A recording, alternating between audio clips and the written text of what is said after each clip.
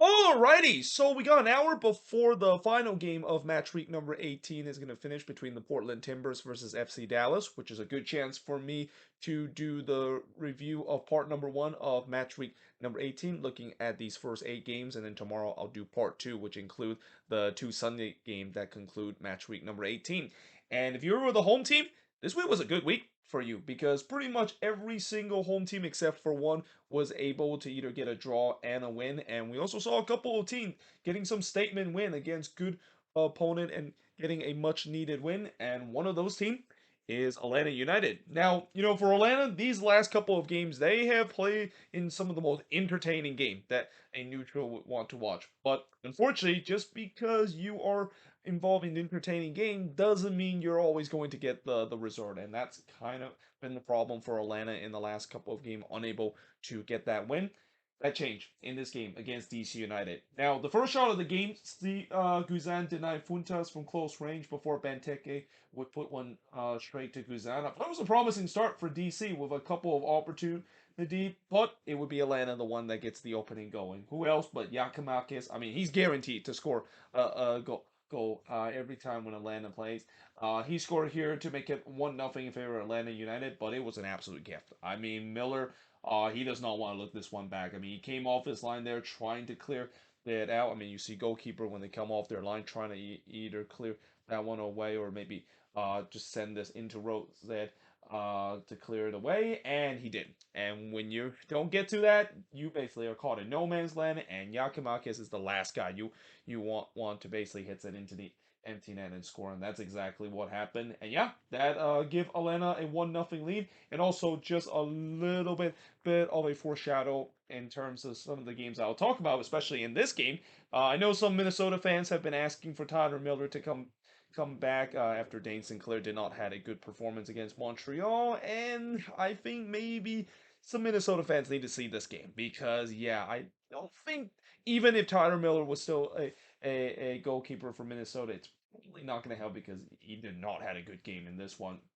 Though on the other end, Santos did look for a response, but he hits it right to Guzan on the free kick.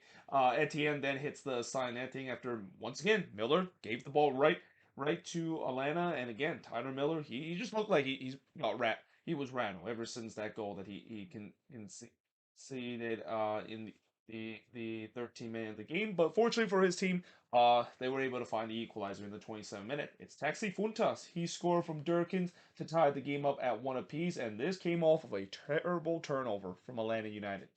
That's been a problem, really, for the past couple of weeks, and it was especially a problem in that game against LAFC. And again, that was a game where, again, if it wasn't for Brad Guzan, they probably would have lost that one 4 or 5-0. And I'm not even exaggerating when you watch that game back.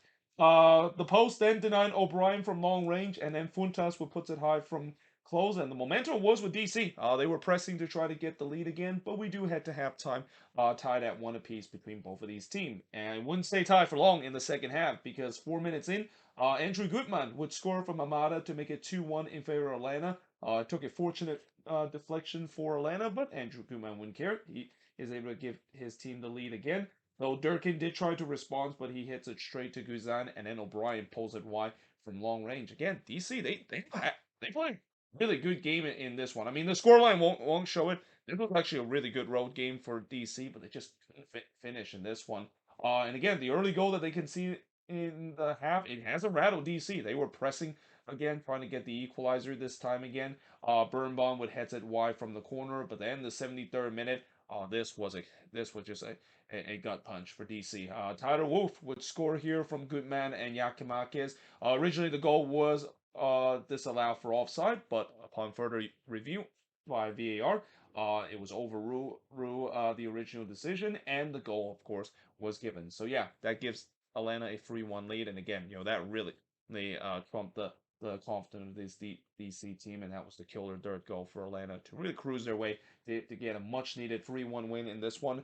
Shots in this one, 10 shots for the 13 that DC had, 5 shots on goal for the 4 that Atlanta has, 4 shots off target for the 3 that Atlanta has, 4 shots that was blocked for the 3 that Atlanta has, and possession-wise, 51% possession compared to the 49% possession that DC had. And while it wasn't pretty, with the way that Atlanta desperately need a win in the last couple of games, I think they'll take it. But for DC and for Wayne Rooney, this is got to be frustrating because again, I thought they played well in this one, but just nothing to show for it because of the bad finishing and also Guzan a couple of times making some good save. Although he wasn't as immense as what he did in the middle of the week against LAFC. But that being said, moving on in the next match is Charlotte and Seattle. So you got to give Charlotte credit in this one because normally you don't see a team able to come back down free time in a game, and that's exactly what didn't happen in this one. As Charlotte, they were showing some resilience, and every time with Seattle think that they get the massive 3 points on the road they did desperately need, Charlotte pinned them back. Though early on, I thought the Sounders were the better team. They started out strong. They were taking a couple of pot shots to test Kalina before eventually one of them did go into the back end net. It's Christian Rodin. He scored from Jackson Reagan to make it 1-0 in favor of Charlotte. What a ball this was from Jackson Reagan. I mean, it's not every day you see your center back able to put a dime to your attacker, but that's exactly what happened. But as it is the theme of this game, the Sounders lead wouldn't last for long. In fact, it only lasted 6 minutes with Charlotte getting the equalizer in the 17th minute, which Jalen Lindsay getting a rare goal here from Schwadetsky and Westwood to tie the game up at one apiece. That was the first shot for Charlotte, and it was completely against the run of play too, because up to that point Seattle was still the better team, and that's got to be a gut punch for the Sounders, knowing they play well, and then now they're being pinned back. Merrim did try to give Charlotte the lead, but he puts that one wide. But then in the 35th minute, Rui Diaz would score from Chu to give the Sounders a 2-1 lead, and that was vintage Rui Diaz. I mean, that was an absolute banger that he scored. Now, you notice I didn't rate goal of the week with a question mark because we pretty much know what the goal of the week is gonna be, and I'll mention we see a goal that probably might not only be the goal of the week, but it's definitely a good early shot for goal of the year this season. But we do head to halftime with the Sounders leading 2-1, but like I said, the Charlotte team, they did not give up because heading into the second half, they were trying to push to get the equalizer. Schwadetsky had a chance to do so, but he heads it high from close.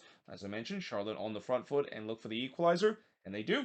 It's Ashley Westwood scoring from Bender to make it 2-2 in this one. I'm not sure if this is actually the first goal for Ashley Westwood with Charlotte because I don't recall that he has scored before for Charlotte, but nevertheless, the game was all tied up at 2 apiece. And then the post denying Ben Bender and Charlotte the lead, and the momentum was all with the home team. I mean, they were looking to try to get the lead for the first time, but in the 70th minute, Seattle gives Charlotte a little taste of their own medicine of scoring against the run of play, and it's Rui Diaz again. This time he scored. Here's oh god, I can't really see my.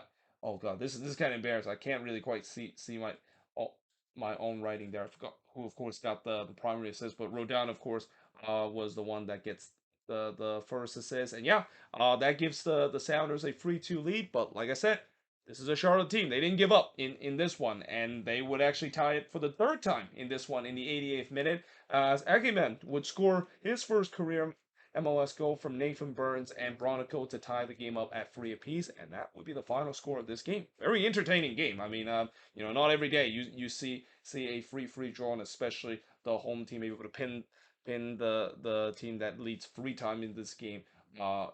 Like that. But in terms of shots in this one, there was actually a lot of shots. 10 shots compared to 7 that the Sounders had. 6 shots on goal compared to 3 that Charlotte has. 4 shots off target compared to none that the Sounders had. 1 shot that was blocked compared to 3 that Charlotte has. And possession-wise, 55% possession compared to 45% possession that the Sounders has in this one. It's not very often you can say a home draw seems like a very good result, but that's kind of the case. I mean, Charlotte, they stuck with it in this one. You can see many teams that they can easily look down and out when they trail each time, especially trailing 3 times, but not with the Charlotte team. They show good fight in this one. And for Seattle, I mean, yes, it's frustrating that they blew the lead 3 times in this game, a chance to get a much needed win on the road, but there got to be some positive, especially on the attack. I mean, it's no surprise when you have the likes of Christian Rodon and Rui Diaz back in this team that this team look much more dangerous going forward on the attack, and they hope that both of those guys will stay healthy because yeah, they need to get themselves on a bit of a run. I mean, I know they're still high up in the standings right now, but yeah, this has been a bit of a struggle for the Sounders. They're still searching for the first win. I think it's now no wins in the last 4 games for the Sounders. So yeah, things are Wins has really been hard to come by, and they need to get wins because teams below them are starting to catch up on them, and especially one team just below them have like 4 or 5 games in hand over them, and they're not that far behind. But that being said, moving on in the next game. Oh, so I'm not even gonna sugarcoat it. This was by far the worst game I've ever seen Minnesota United play. Not only this season, or probably ever, since I've started supporting this club in 2017. In fact, I would say that this was a performance straight out of 2017 and 2018 when this team, you know, in the first 2 years of their existence in MLS, they were just kind of happy of being in the league, and that was kind of part of what was known as the Adrian Heath 3-year plan that kind of goes so badly in the first 2 year. And I would say that this one is even worse than the one against Sporting KC, because I know some people will bring out the Sporting KC resort. That was a bad resort too, but this one was bad because of the fact that they just look completely out of it, and it's also against a Montreal team that just had a midweek game and just had a loss in the Canadian Championship final. But you wouldn't have noticed that, at least in the early part of this game. Now, early on, I also want to mention that Montreal was actually wearing their new home kit, which, by the way, it is not on sale on the MLS store website or even on the CF Montreal website. I'm kind of surprised that it's not on sale because, if your team is wearing it, you might as well, of course, sell it to your fans. Now, I'm pretty sure that maybe at Stas Taputo they actually do sell the new home kit, but come on, MLS, get your acts together in terms of actually release that jersey. I already look at it; it looks absolutely beautiful, and Montreal is actually one of the few teams left that I still have not had a jerseys in my jerseys collection, and that is definitely one that I'm thinking of getting. It really reminds me of the Montreal Impact jersey that they had in 2019, or a couple. I wouldn't say 2019. I think it was 2018 when they had like the blue, the primary blue, and a little bit of a black kind of jersey. But this one looks even much cooler than the one that they had a couple of years ago. So yeah, MLS, please eventually release that jersey so I can basically buy it and purchase it, because that's definitely one that I'm really looking forward to get. So, but what I was not looking for in this one is the fact that Minnesota gave up a goal early in this one, and of course it has to be Mason Toy.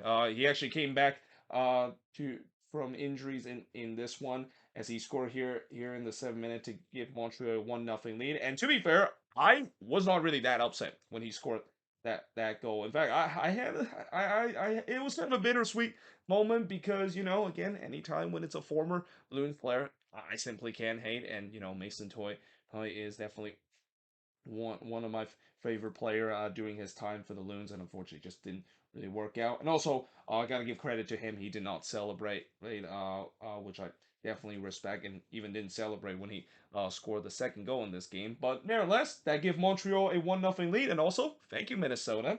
But in the 13th minute, they would score again. This time it's Brogiant scoring from Krubel to make it 2-0 in favor of Montreal. It was just just non-existent defending from the Loons in the first 13 minutes. It was like this defense I've talked about throughout this season. It's been relatively solid, and it is really the reason why this team actually has been holding ground despite missing their most key starters in Reynoso for majority of the season. But man, this defense was an absolute no-show in this one, especially early in this one. Just way too much space, way too easy for Montreal to expose. And also at the same time, this 2-0 thing deficit that Minnesota faced, that couldn't come at a worse time with the way that now Montreal is just gonna happy to sit deep, or actually not sit deep, but maybe just kind of put the air out of this game. And that's exactly what they did. They really took the air out of this game because they're comfortable with a 2-0 lead, and we know that this game pretty much is over. Like I had a feeling Minnesota was not going to come back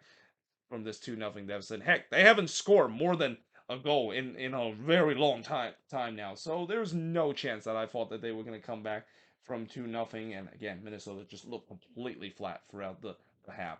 Now we go to the second half with Montreal leading 2-0. Now in the second half, it did get a little bit better for Minnesota, but again, a lot of that has to do with Reynoso did play a full half in this game, and I have a feeling most likely he could be ready to get a full 90 minutes sooner and then later, I mean, I'm pretty sure Adrian Heath is just kind of giving Reynoso maybe a couple of minutes and then a couple more minutes before maybe making him a regular starter. But in the second half, Fragapani would hit one right to see Wasp before Reynoso would put it wide from long range. And again, Minnesota finally start to show some life, but can they get one back and continue the momentum? The answer is no, because in the 57th minute, Mason Toy would score again. So thank you, Minnesota. But also, not great moment for Dane Sinclair here. I mean, Dane Sinclair, it has been not it hasn't been a great season for him. He has really regressed this year compared to what he did in the last couple of years. And again, as I said before any Loons fans say, well, we should have never let Tyler Miller walk. You just saw the performance that Tyler Miller put against Atlanta. Yeah, no thanks. In my theory, I think we should have never let Vito Manone walk. Remember Vito Manone? I mean, I can understand why he decided to command for a DP contract, which again, I can understand why Minnesota did not accept that because it's kind of almost a cardinal sins to give a DP put for a goalkeeper. But now that looking back, how there's been some inconsistent goalkeeping play. Well, at least for this year with Dane Sinclair, maybe I do regret the fact that they decided not to give DP money to secure Vito Manone because Vito Manone was an absolute beast for this Minnesota team during his first and only season for this team. But yeah, a juicy rebound there allowed by Dane Sinclair. It goes right to his former teammate. And yeah, it was 3-0 in this one. Again, I pretty much stopped watching and really didn't keep track of it because I knew this game was over. I mean, this game was already over after 13 minutes. Siwas then denied Fragapani from a tight angle before he tipped Reynoso shot over in the 67th minute. And at least there's still some sort of pride shown from the Loons. But again, 3-0 down.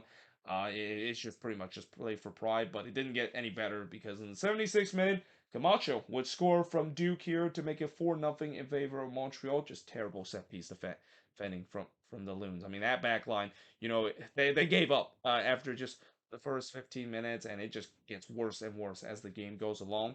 Lassiter then hits one right to Dane Sinclair before Dane Sinclair did deny Mijevic from close, and then Reynoso tried to hit one right to Siwas. And yeah, in the end, a disastrous display by the Loons of this one. Remember how there was some optimism that this team, of course, can do well because they've been winning the expectancy battle. This is why I don't talk about the expectancy goal battle. I mean, you got to eventually put that on the scoreboard. I mean, you can win your expectancy goal battle all you want, but if you don't put the ball in the back of the net, yeah, you're not gonna get the victory. And I always think expectancy number are just kind of these weird analytics kind of stat just to use as almost an excuse of saying, well, the team were unlucky and maybe they are kind of under forming at rate because of the expected to go. And I would also say it's kind of like an excuse to, in my opinion. But yeah, for Montreal, big win in this one. 13 shots for the 16 that Minnesota has. 4 shots on goal for the 8 that Montreal has. 1 shots off target for the 6 that Minnesota has. 6 shots as blocked for the 4 that Montreal has. And possession-wise, 54% possession compared to 46% possession that Montreal has in this game. Easily the best game for Montreal under Hernan Losada, and a great bounce back win after losing in the Canadian Championship on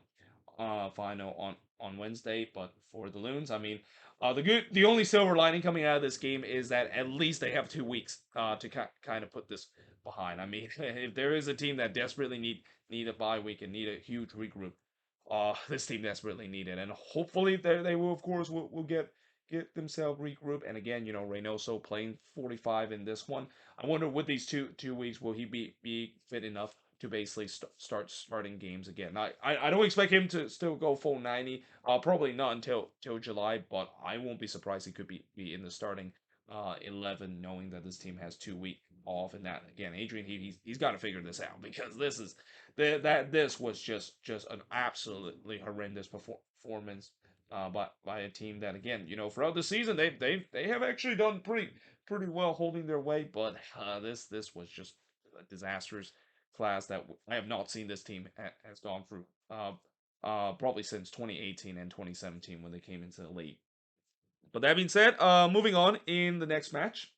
is New England and Miami. So I know the scoreline won't show it, but I actually thought Miami played well in this one. And again, the result is not going to show, and that this is now games that they have lost. So here we go again. We're back in that number of losing streak where Miami goes to a 6 game losing streak. So maybe they're going to win in the next one. But again, they definitely show some promise in this one, but they just couldn't finish in this game against a Revs team that it was not a big surprise that they got the victory in this one.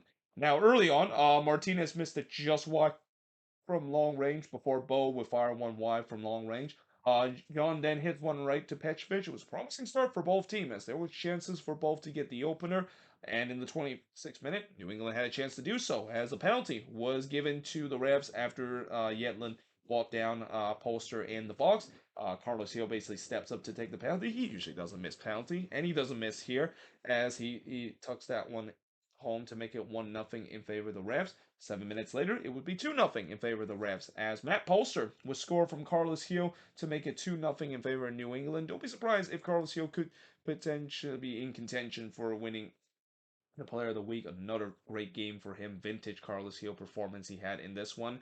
Though on the other end, Kamaski did try to respond for Miami, but he hits it right to Petrovic, and we do head to halftime with New England leading 2-0. Now in the second half, it will be 3-0 in favor of New England as Bobby Wood would score from Carlos Hill to make it 3-0 in favor for the Revs. I mean, again, it's just a joy to watch when Carlos Hill is healthy and just putting dimes to set up his teammates to score.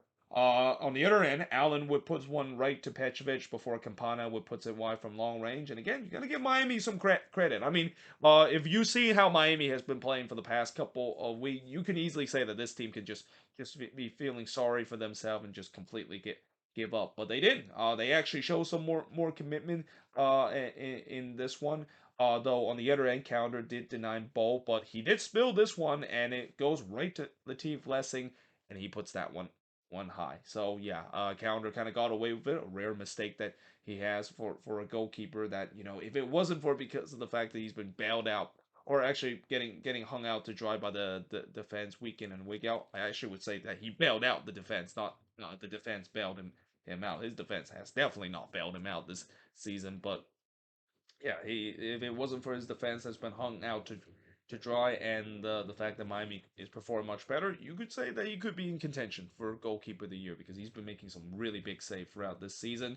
And then in the 82nd minute, a penalty was given, or actually not to New England. I wrote the wrong team there. It's actually Miami that got the penalty this time as Farrell brought down Campana in the box. Joseph Martinez, of course, steps up to take the penalty, and he slots it home to make it 3-1 in favor of New England. But that is as close as Miami would get in this one, as in the end, 3-1 is the score line in this one. The Revs get an easy win in this one. Shots in this one, 10 shots for the 14 that Miami has. Both teams had 5 shots on goal, 7 shots off target for the 2 that New England has. 3 shots that was blocked for the 2 that Miami has, and possession-wise, 56% possession compared to 44% possession. And again, for Miami, they definitely play much better in this one. Though, again, that's a very low bar considering they have not played well doing this losing run. But hey, they're now at that 6 game losing streak. There's just something about this team with 6 game losing streak that the very next game they maybe could get a win. Now the problem with that is that the next game is against the Philadelphia Union, and the Union is going to be angry, especially as I will talk about in part 2.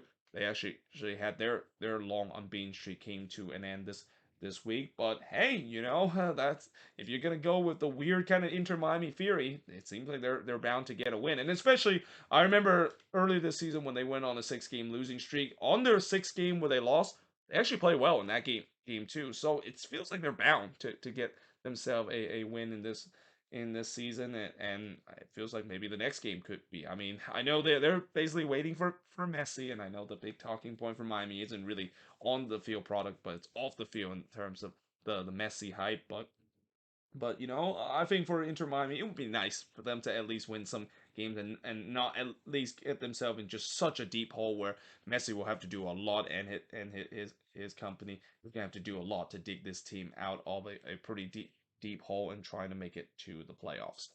But that being said, I am now going to switch boards and look at the last 6 games that finish off part 1 of this review of the busy Saturday night action. So moving on in the next match is Toronto and Nashville. Now, with the way that how Nashville has been playing relatively well, you would think that a 1-1 draw for TFC is not the worst result. However, this feels like it's similar story for this Toronto team where it just feels like this season, not only they're drawing way too many games this year, but it's just they can't play the full 90 minutes and live up to its potential. I mean, they can play maybe 70 or 60 minutes that look like, hey, this is the TFC team that could be competing for playoffs and maybe even for the top four spot in the Eastern Conference, and then they just hit a wall and let the other opposition get an equalizer, and then it just ends in a draw. And this was pretty much the same story in this one against Nashville. Now, early on, Schaffelberg did hit the side netting as he was trying to score against his former team. It was not really a good game for Jacob Schaffelberg. I mean, which is kind of weird because considering the fact that when you are facing against your former team, you wouldn't really be up for it, but that was kind of not the case for Schaffelberg. And I thought Toronto did a good job in terms of shutting down their former player. But I also thought Toronto's got to watch out of getting caught on transition because you know Nashville lives in those transitional kind of play, especially if they are the road team. Insigne then volley one that goes wide before Sapong would puts it wide from close, and then he completely done more here. I mean, he actually set Shaq Moore down here. I mean, kind of giving Honeymook a taste of what happened when his own teammate gets set down there because yeah, this was a very Hani Mukhtar-esque kind of move, but unfortunately, unlike Hani Mukhtar, where he actually did score a goal, Insigne didn't do so. He was trying to put a final ball that wasn't there. But there was no doubt that Toronto was the better side early. But can they get themselves the opening goal? Insigne tried to do so in the 36th minute, but his free kick shot is blocked. However, 1 minute later, he would actually get on the score sheet as he scored here from Petrata to give Toronto a 1-0 lead. That was vintage Insigne goal. I mean, between this and the Rui Diaz goal, very similar. And again, it could have been a good contention for goal of the week, but as we'll talk about in this game, we probably saw the goal of the week and maybe in contention for goal of the year this season. Kerr then pulls it wide as Toronto was looking for more in the 41st minute, but we do head to halftime with TFC leading 1-0. Now in the second half, the 56th minute, Petrata puts it right to Willis as Toronto once again on the front foot. They were looking to carry that momentum that they had and look for the second goal. But this is kind of when things started to kind of turn. In this game. The post actually denied Bunbury and Nashville the equalizer before Mbika would hit it wide on the curler. Then Mukhtar would hit it right to Johnson, and then the post would deny Bunbury again. I mean, Theo Bunbury, yeah, he probably was snake bitten in this one. He's probably asking how in the world did the post deny him twice in this one, but it did. This time he denied Bunbury, and again it was in the near post, just like the one that he hits in the first time. But Nashville has woke up. Like they are pressing to get the equalizer. All that momentum that Toronto has had throughout the first 60 minutes, it was all gone. And you just had a sense that if you're a TFC fan, this looked like a very familiar story. Mukhtar pulls it wide from close range, and Bika actually cleared Mukhtar shot off the line in the 69th minute. But then on the same sequence, Randall Leao would score his first goal in what seems like a long time here to tie the game up at one apiece, but it was an absolute gift there. When I say give, I talk about bad goalkeeping mistake. We saw it with Tyler Miller, but here, Sean Johnson, yeah, this was a Rob Green moment. Like this was a weak shot hit to Randall Leao. Johnson absolutely should catch that, but instead he dropped it, goes into the back of the net. A Rob Green moment there, and yeah, Nashville ties the game up at one apiece. Maybe a little fortunate, but you just had a sense that it was coming. Like the pressure was growing.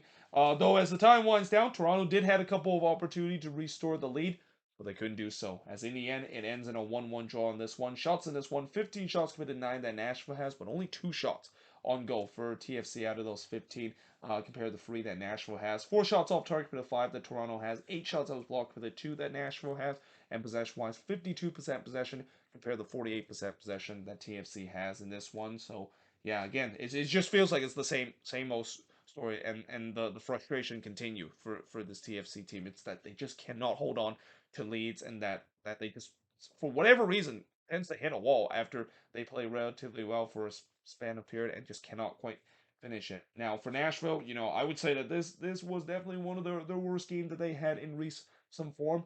But hey, they were able to get themselves a point, and that's when you know that Nashville is a very good team when they're not even performing at their best, and when Hani Mukhtar was kind of mostly shut down in this one, and Nashville's still able to get a result. Yeah, this is definitely a good team. But I will also say that Nashville does miss a bit of an opportunity to trying to catch Cincinnati, because Cincinnati also dropped points this week too, and alongside with the Philadelphia Union, who actually lost this week. But moving on, in terms of the next match, is Orlando and Colorado. So I want to congratulate Orlando City. They finally did it. They won more than one game in a row. They actually got a winning streak, which I mean it only took till June for that to finally happen. And I know this was against Colorado, which Colorado is just in on free fall right now. And not to mention they at one point had 2-man advantage as the Rapids were down to 9-man in this one. But hey, Orlando will take it, because this has been pretty much their arch nemesis this season. Where can they win back-to-back game for the first time this season? Now, first of all, the game was delayed to 8:20 due to inclement weather, because this is Florida. You know that there's going to be times where Orlando games or Inter Miami game is going to be delayed due to inclement weather, because it's Florida and it's the summertime right now. But by the time the game gets going, Torres would hits one right to Illich before Kara would heads it high from close range. We then get a long spell of play where neither team was really doing much on the attack, but then in the 39th minute, Brian Gavon would get himself a straight red here, and yeah, Nigel de Jong would definitely be proud of that moment, because Galvan kind of did a Nigel de Jong there. He had a little kung fu kind of challenger, and while Nigel de Jong did get away with it when he decided to do that to Xabi Alonso in that 2010 World Cup final, yeah, in the day age of VAR, you're not gonna get away with it, and it's no surprise Galvan got a straight red for that, and Orlando will up a man, and the Rapids down to 10. Illich then denied Pereira from close range before Angulo would pulls it wide from close. But we do head to halftime, scoreless between both of these teams. And in the second half, Kara would head it wide from close as Orlando press early once again for the lead. And this time, they do get the lead, as Facu Torres would score here from Pereira to make it 1-0 in favor of Orlando City. A little fortunate deflection there for Facundo Torres to score a goal here. But again, it's been coming. Orlando were pressing to try to get that opening goal. Angulo looked to make it 2-0, but he puts it right to Illich before Torres would flash one wide. And again, it's all Orlando in this one. But the question is, it's still only 1-0, and we've seen in this league when you, even though you're dominating and it's only 1-0, funny thing has happened. I mean, Colorado, despite being completely second best in this one, only take one bounce for them to get themselves the equalizer. But that all kind of was all for not in the 75th minute, when they were down to 9 men, as Abubakar would get his second yellow card here. I mean, just a silly second yellow card there from Lawless Abubakar, and that Colorado was now down to 9 men, and you just had a sense that yeah, Colorado doesn't have any chance in this one. But again, Orlando still need to put this game away. Illich would deny Pereira from long range before in the in the 83rd minute. They finally do so, as Romero Enrique, coming off the bench, he scored here from Torres to make it 2-0 in favor of Orlando City. Yappy actually had a rare opportunity for Colorado. I mean, up to this point, this was really the first thing I mentioned with Colorado, as they really didn't have any opportunity, but he missed this one wide there in the 87th minute. And yeah, in the end, Orlando 2-0 win over Colorado. Shots in this one, 15 shots committed, just 4 that the Rapids had. 2 shots on goal for the 6 that Orlando has. No shots off target for the 4 that Orlando City has, which that can't be right, because Yappy shot was actually not on target. So how in the world did that not count as a shots off target? But nevertheless, 2 shots that was blocked with the 5 that Orlando City has, and possession-wise, 65% possession compared to 35% possession that the Rapids has in this one. So yeah, pretty straightforward win for Orlando City. They defeated their arch nemesis of not being able to win 2 in a row, and now let's see how long this winning streak is gonna last. And again, for Colorado, it has just been an absolute free fall right now. This losing streak can continue, and I think as we speak right now, I think they're now at the bottom of the standings, because with that draw that the Galaxy had against St. Louis, which again, spoiler alert, I think now Colorado is dead last in the standings, if I'm not mistaken, in the West.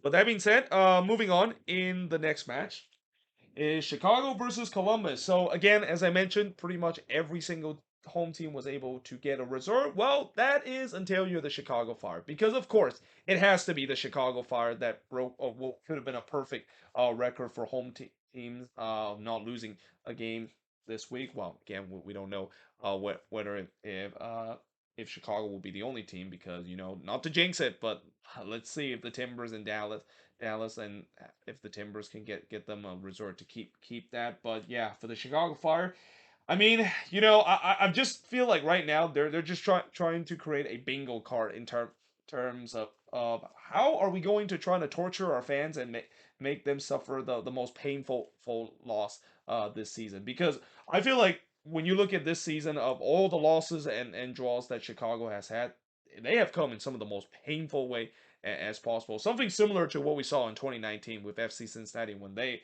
also lost in some of the most painful way and have just kind of give their fans hope and then just completely destroyed it because they just had that mentality of blowing games late. But early on, Navarro did fires it high from long range before Kamara would puts it high from close. Shote would then rob Kamara as he was in on goal, but this came off of a WTO turnover from Columbus, and at least early on, the Fire was on the front foot, but can they find that clinical finishing? On the other end, it was another slow start from Columbus. That's kind of a theme that we've seen this season for a Wilfred Nancy team, and really a theme for this Columbus team, really for the past couple of years. Now, in the 27th minute, it looked like things were going to get even worse as a second yellow card was shown to Malte Amundsen. But then they go to VAR to see whether there was actually an offside before the foul was given, and there was. So yeah, Malte Amundsen, he was pretty much saved by VAR and saved by the flag there. One of the rare time we see that happen because yeah, that was definitely a foul from Amundsen, and that definitely was deserved of a second yellow card. But Morris did head it wide from close range, and again, I feel like that was kind of a wake up call for Columbus too, because then this game kind of really started to take a turn in terms of momentum in favor of the visitor. Before Zarian would puts it right to Richie, as that was Columbus' first shot of the game.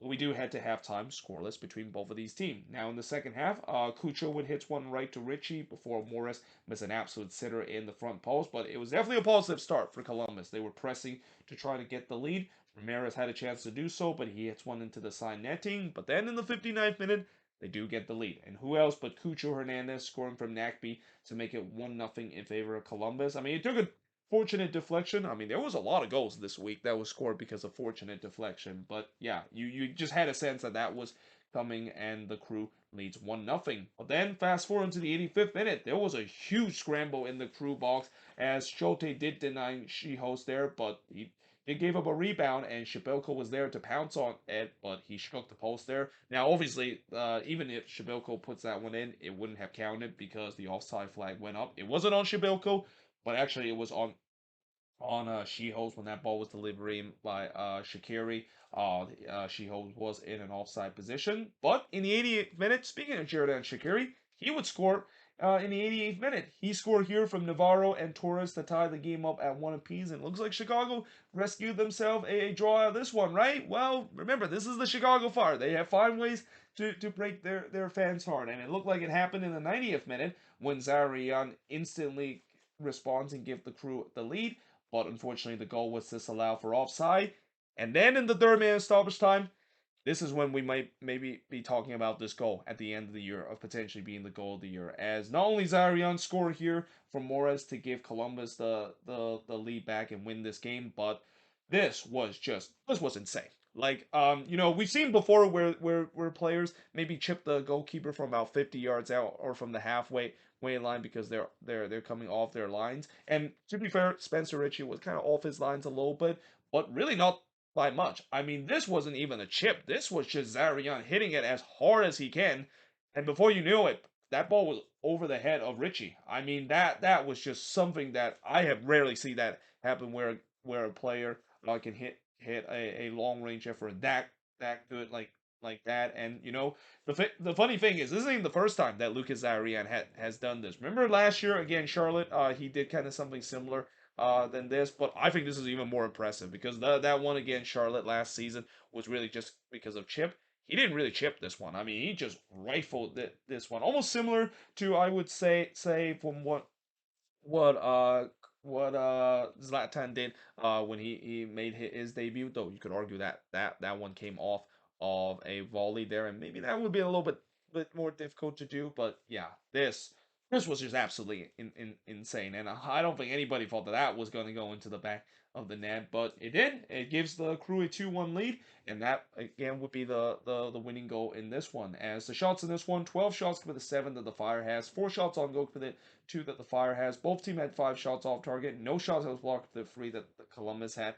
And possession-wise, 57% possession compared to the 43% possession that Chicago has. And again, for Chicago, yeah, and your opposition score a once in a lifetime goal. So in the list of misery of this season, I mean, this team just simply cannot catch a break in terms of dick punching their fan in the most painful way. But for Columbus, you absolutely take it, and this is why you pay Lucas Arian that money, because Lucas Arian, he's definitely regarded as one of the best number 10 in the league. I mean, between him and Hani Mukhtar and even Sebastian Driussi last season, although Driussi hasn't been doing that well this year, and even maybe Emmanuel Reynoso when Reynoso does get himself back in form, he's considered to be the best number 10 in this league, and that money that they spent a couple of years ago acquired it is worth every single penny because of the performance he's been putting in and week out. But that being said, moving on into the final game of this week is Houston and LAFC. So this was definitely a statement win for the Houston Dynamo, and fresh off probably the most impressive performance that they have played on the road against the Fire in the U.S. Open Cup in years.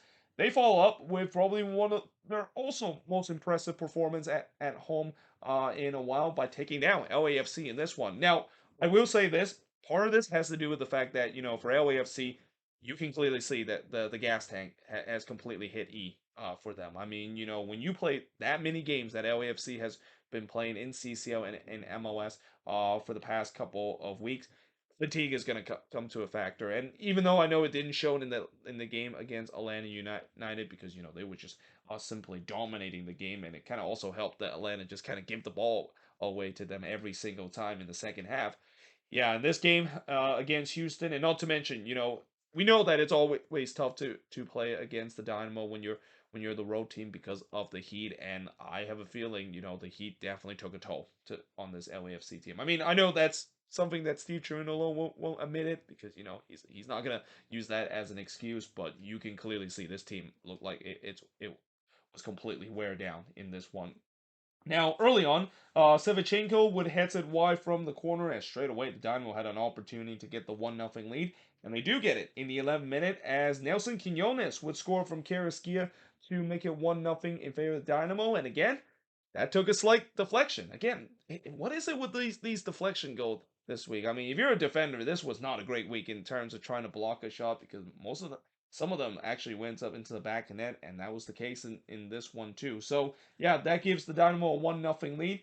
Buke did try to respond, but he pulls it wide from close before Clark did deny Cifuentes from close. As LAFC again, this is still a team that has a lot of quality. They were trying to press back and trying to get the equalizer. Vela actually had a header that was clear off the line, but we do head to halftime with the Dynamo leading 1-0. Now, again, early on, it didn't look like the fatigue was showing from LAFC.